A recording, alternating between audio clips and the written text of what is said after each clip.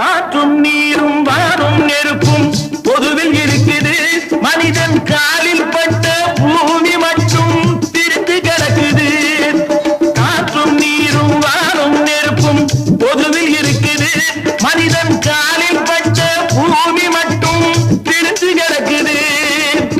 பிரித்து வைத்து பார்ப்பதெல்லாம் மனிதர் இதயமே. பிரித்து வைத்து பார்ப்பதெல்லாம் மனிதர் இதயமே. உலகில் பிரிவு மாறி ஒருமை வந்தால் அமைதி நிலவுமே. அமைதி நிலவுமே. நீங்கள் நல்லா இருப்பாரும் நாடும் இந்த நாட்டில் உள்ள